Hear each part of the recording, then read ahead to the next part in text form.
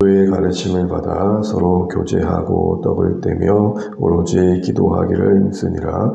사람마다 두려워하는데 사도들로 말미암아 기사와 표적이 많이 나타나니 믿는 사람이 다 함께 있어 모든 물건을 서로 통용하고 또 재산과 소유를 팔아 각 사람의 필요를 따라 나누어 주며.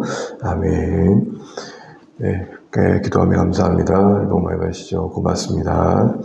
네, 함께 새 한 주를 시작하는 월요일 새벽 아침입니다. 주일 말씀 다시 한번 생각하면서 또 한 주간 더 살아내었으면 좋겠습니다. 계속해서 오늘 주신 본문 안에서 지상의 교회의 큰 바위 얼굴로 주어진 신약교회의 모습을 생각하고 있습니다.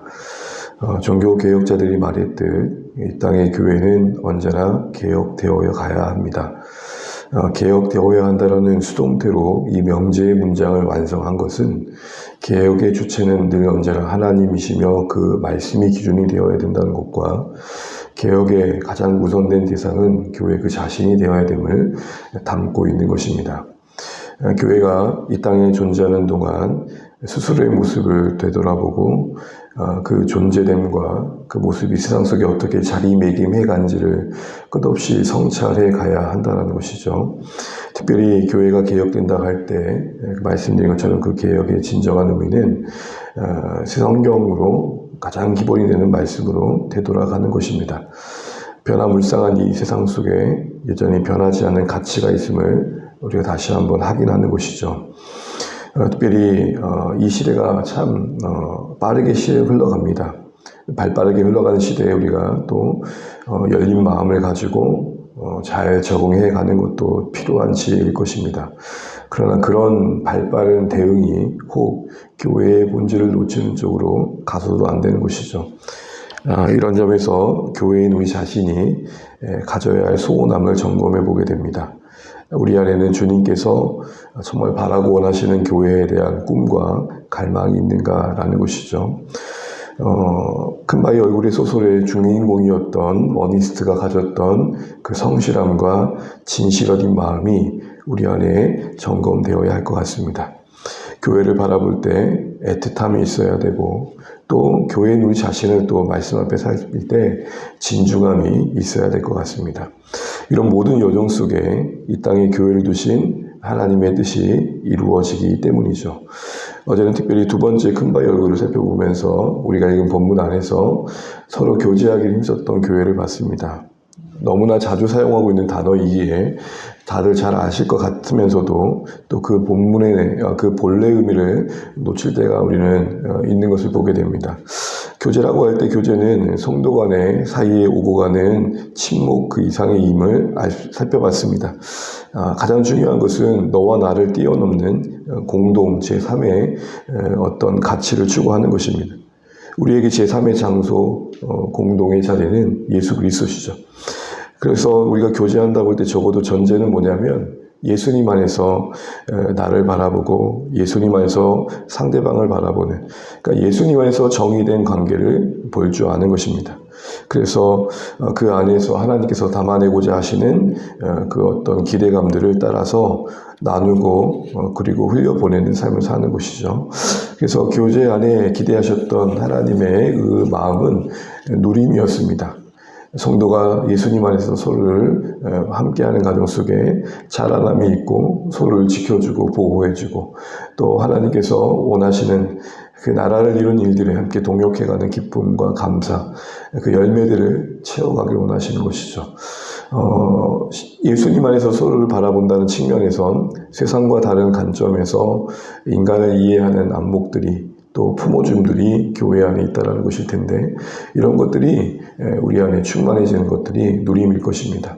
이 누림 속에 사실은 경쟁에 찌든 우리 안에 안식이 임하고 자신의 가치조차 확신하지 못하는 수많은 사람들이 그 존재감을 다시 한번 재차 확인하게 되는 것이죠. 난 그렇게 존재하지 않아도 될 만큼 무가치한 자가 아니구나. 사실 이런 사실 하나를 확인하는 것만으로도 그 인생이 얼마나 복됩니까? 바로 그런 은혜의 열매들이 교제의 참된 모습 속에서 열매 맺어 갑니다.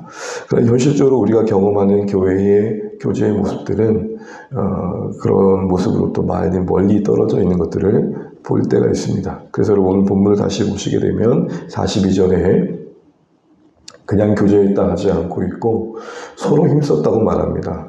그 참된 교제가 서로 힘씀의 여정의 열매였던 것이죠. 서로 힘쓴다고 할 때는 각자의 역할이 고민되었다는 것이고 또 특별히 힘쓴다 할 땐 무엇보다도 헌신과 계속된 고민이 유지되었다는 것입니다. 하나님께서 기뻐하시는 교제가 뭔지를 고민했던 것이죠. 이게 어떻게 가능했을까 할 때 다시 42절의 말씀의 그 시작을 보게 되면 서로 교제하기 힘쓴 것 앞에 사도들의 가르침을 받음이 있었습니다. 사도들의 가르침을 받았다는 건 성경의 이야기를 들었다는 것이고 그것이 그들에게 은혜가 되었다라는 것입니다. 결국 그 은혜 안에서 채워진 하나님의 사랑과 긍휼과 선한 마음들이 그들의 교제에 서로의 힘씀을 만들었던 것입니다. 다른 말로 말하자면 하나님과의 관계 속에 각자의 주셨던 울림이 만든 어울림이었습니다. 각자의 실력들이 아니었습니다. 70번씩 7번 용서하라는 예수님의 말씀이 또 섬김이 복되다는 주님의 말씀이 그리고 하나님의 뜻을 살아가는 자들이 우리의 가족이라는 그 말씀들이 그들의 서로에 대한 이해와 인식, 손에 들려진 소유에 대한 생각들을 바꿔버렸던 것이죠. 그래서 무리가 은혜를 받으면 우리가 되는 것입니다. 그런 은혜 안에서 우리가 참 우리 자신을 재발견하고 서로를 다시 한번 바라보게 될 때 거기서부터 참된 교제가 시작되는 것이죠. 그런 관점에서 보면 45절에 46절에 그런 은혜의 열매들이 교회에 있었음을 보게 됩니다. 함께하되 다 같이 함께합니다. 사랑할 만한 사람만 사랑하고 이해관계에서만 묶여있지 않고 주님께서 우리를 묶어주셨다는 사실 안에 크든 작든 서로를 더 기이 여기고 있습니다. 또한 통용하고 있고요. 그리고 서로의 필요에 자신의 것들을 흘려보냅니다.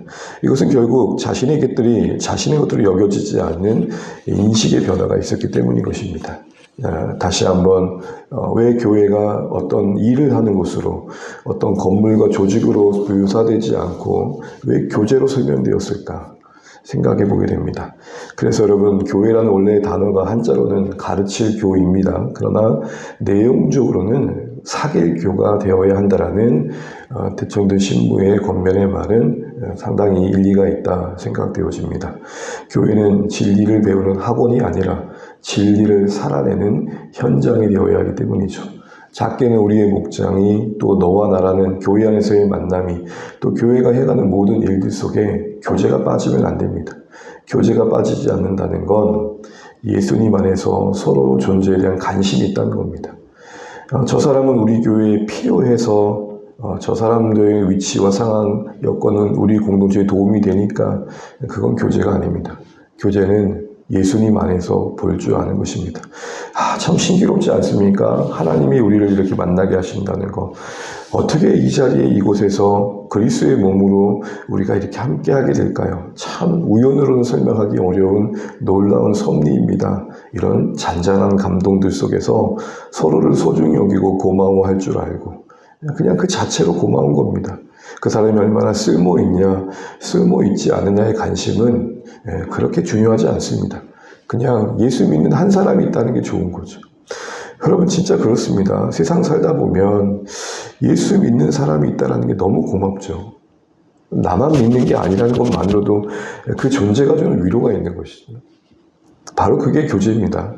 그것이 기반이 되어서 한 걸음 더 나아가 섬길 줄 알고 또 위로해 줄 줄 알고 붙들어 줄 줄 알고 또 기도해 주고 그래서 서로 어려울 때는 또 서로에게 도움이 되어주는 그런 교회가 되는 것이죠. 그래서 여러분 신자로 산다라는 것은 교회가 되어 교회로 사는 것입니다.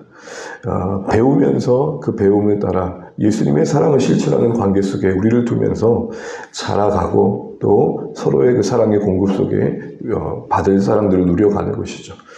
그래서 여러분 우리 주의 안의 교회가 주신 말씀의 권면을 따라서 진리와 사랑이 충만해져서 세상에선 볼 수 없는 위해와 용납과 신뢰와 지지 야 남들이 뭐라 할지 몰라도 난 너 믿어 너 그런 사람 아닌 거 내가 알고 있고 하나님이 아셔 힘내자 사실 이런 잔잔한 응원들이 교회 안에 있을 때 우리는 우리 인간사에서 볼 수 없는 아름다운 모습을 보게 될 것입니다. 그런 의미에서 이 땅의 교회는 천국의 모델하우스 되어야 할 것입니다. 그러기에 여러분 이런 다짐을 하시면 좋겠습니다. 교회에 다니는 것에서만 멈추지 마시고 내 자신부터 본질의 관점에서 볼 때 교회가 되자. 교회에 다니는 것을 넘어 내가 교회가 되자. 이런 마음으로 우리 자신이 먼저 순종해 가시면 좋겠고 또 이런 교회 공동체가 만들어져 갈 수 있도록 주님의 은혜로 충만함을 간구하시는 오늘 이 아침 되시기를 주님의 이름으로 축복합니다. 기도하겠습니다. 우리 월요일 아침입니다. 주님 말씀 다시 한번 생각했는데 주셨던 마음들, 생각들이 또 한 주간 더 우리 삶에 계속 기억되어지고 살아내지시면 좋겠습니다. 특별히 우리가 이제 9월 새롭게 시작하는데 계획된 여러 또 사역의 일정들 속에 함께함과 주님의 도우심이 있도록 기도해 주시면 좋겠고 특별히 우리 이 시간 또 사랑하는 또 이웃들, 가족들, 또 함께 기도할 자들 위해서 기도해 주시고, 또 우리 김은신 어머님 계속 회복을 위해서 기도해 주시면 좋겠습니다. 또 여러분들 각자 기도 제목 가주시고, 아뢰면서 또 주의 은혜를 구하시면 좋겠습니다. 오늘도 주님과 동행하시는 복된 하루의 시작되시길 바랍니다. 기도하겠습니다. 하나님 아버지 은혜를 감사합니다. 오늘도 하루의 삶을 살아내게 하시고, 마주하게 하시고, 주의 뜻 안에 거할 수 있도록 인도해 주신 것들을 감사합니다. 하나님 우리를 도와주십시오. 하나님 말씀이 우리 안에 역사하고 하나님 그 말씀이 우리의 은혜가 되어서 우리의 인식을 바꾸고 우리의 생각을 바꾸며 우리의 가치관을 바꾸어서 이제는 내가 사는 것이 나의 삶의 목적과 이익만을 위해 사는 것이 아니라 나의 나된 것이 주의 은혜임을 알고 더 수고하는 삶의 선택을 했던 바울처럼 우리에게 그런 은혜가 있게 해주시고 하나님 이 시간 그런 은혜를 사모하는 우리 마음속에 하나님 응답하여 주시기 원합니다. 주님 우리 안에 참된 교회에 대한 그리움과 사모함이 자리내게 나가게 도와주시고 이 땅의 교회가 어떠해야 되는지에 대한 고민 그리고 그 일단은 헌신 그걸 계속해가는 과정 속에서 하나님 그 힘쓰는 가운데 주의 은혜가 있게 하여 주시옵소서. 하나님 정말 주 안의 교회 안에 이런 작은 천국들이 마련되게 도와주시고 우리가 존재로서 고마워할 줄 알고 소중히 여길 줄 아는 은혜가 있게 하여 주옵소서. 예수 믿는 한 사람이 얼마나 귀한지 우리가 그 믿음을 그 믿음의 지식을 삶으로 나누며 고백할 수 있도록 은혜를 부어주옵소서. 하나님 우리 안에 작은 천국이 하나님 충만하게 임하게 하여 주옵소서.